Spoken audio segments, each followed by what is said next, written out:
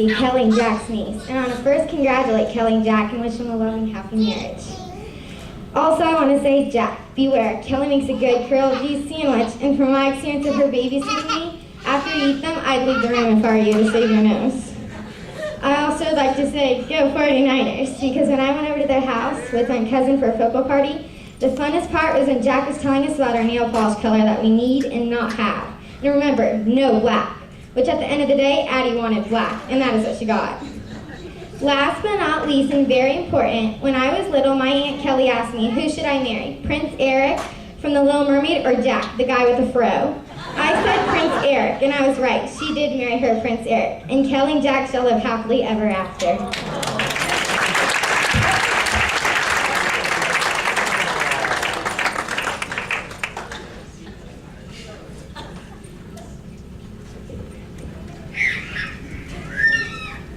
It is such an honor to be standing up here tonight as your matron of honor. For those of you that don't know, Kelly's the last of 7 to get married. I know my dad is in the corner thanking God he made it through, but at the same time, he knows that he saved the best for last.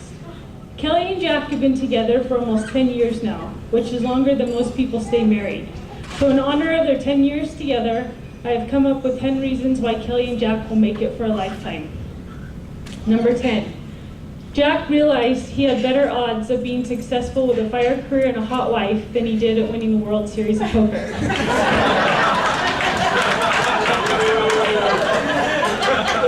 Number 9, Kelly, you're very domestic when it comes to laundry, cleaning, and spearheading your household projects. But let's be honest, your cooking skills do not leave much to be desired. Another reason why you are so great together is because Jack is an excellent cook. Don't get me wrong, Kelly. You sure can make a mean bowl of Kraft macaroni and cheese. I know this, because every time my daughter comes home from her house, she tells me so. But just like I tell my daughter, you cannot eat macaroni and cheese every day. Number 8, Jack has taken a lot of flack from the Stowers family over the years, but I think it's fair to say he has finally earned his keep around here.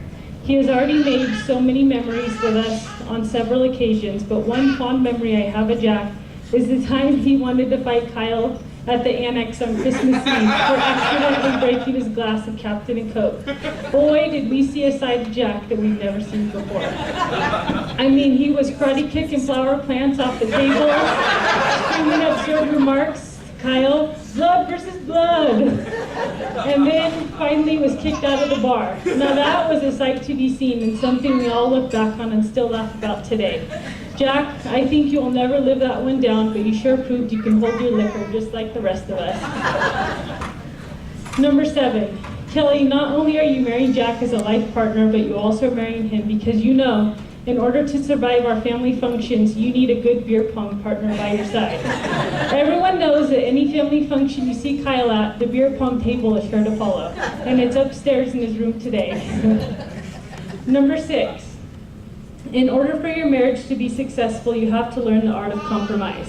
I think this is one thing the two of you are learning much quicker than most, and that is probably why you are still together today. For example, Jack was not sure he was ready to be a homeowner, but Kelly knew that is what they wanted, and sure enough, today they own a home. Kelly wanted to elope, but Jack wanted a big wedding. Here we all sit tonight because of the art of compromise. Number 5, Jack, I wanted to tell you something tonight just in case you're not aware. A happy wife equals a happy life. With that being said, we both know the one thing you have already learned is to keep your wife happy, you need to be supportive of her frequent shopping sprees. Now, even though this is important to keep your wife happy, we all know that husbands need support as well. Kelly, just remember, Jack owns the TV, and consider ESPN the only cable channel you get, and your husband will love you forever. Number 4, you truly are madly and deeply in love with one another. I know this because Kelly tells me when you leave, when you're gone, and what she plans to do with you when you could get home. However, Jack, I know you can't get her off your mind because I know how much you text and call her while away. Don't lose sight of that, because I know that kind of love is what keeps your marriage strong.